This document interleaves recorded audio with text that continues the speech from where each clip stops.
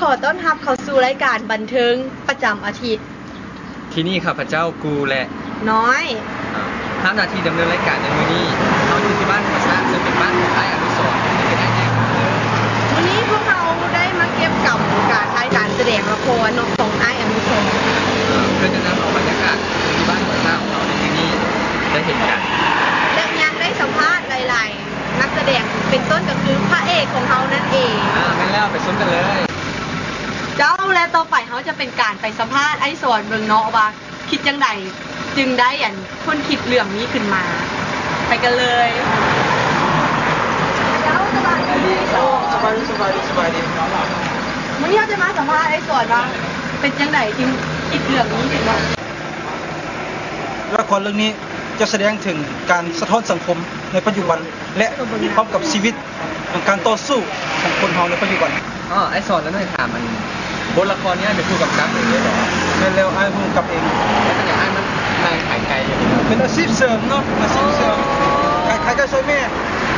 โอ้ดีเลยไอ้เป็นทั้งนักแสดงเป็นข้าขายไก่โอ้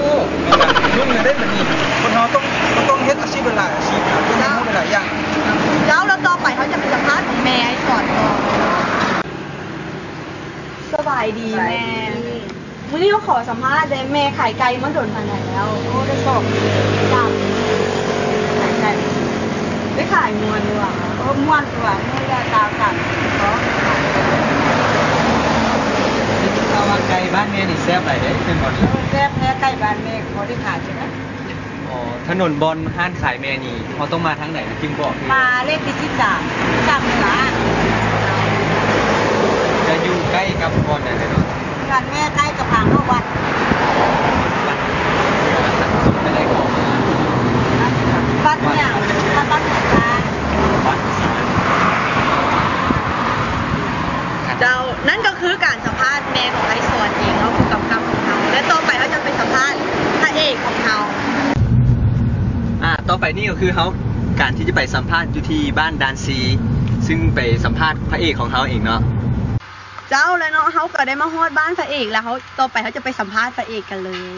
แม่นแล้วเนาะตอนนี้เขาก็ยังบ่เห็นพระเอกอยู่ใส่เถอะเขาจะได้ไปซ้อหาพระเอกอยู่เนาะไปกันเลย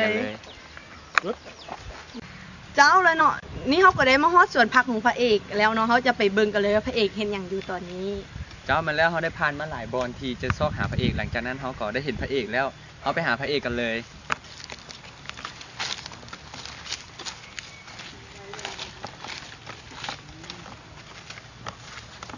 สบาย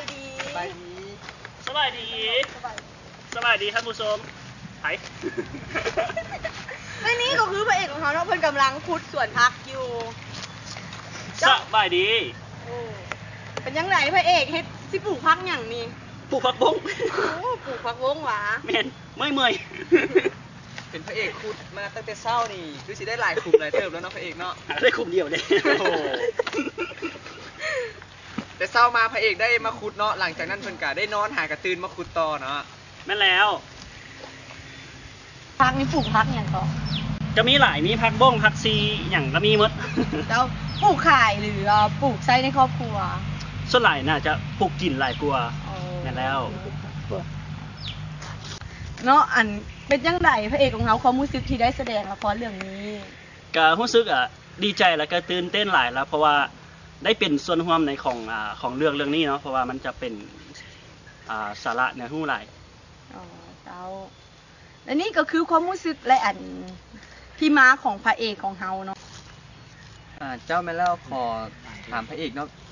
บทบาทในการแสดงละครนี่ได้เป็นตัวละครเด่นบ่หรือเป็นตัวร้ายเนาะสิว่าเป็นตัวร้ายก็แม่นนั่นเป็นพระเอกแม่แล้วเขาเจ้าให้แสดงเป็นพระเอกบ้านนอกนะเป็นเด็กบ้านนอกที่ว่าเฮ็ดให้เฮ็ดส่วนอยู่นอกเมืองแล้วก็ไปเรียนอยู่ในเวียงน่ะแบบประมาณนั้น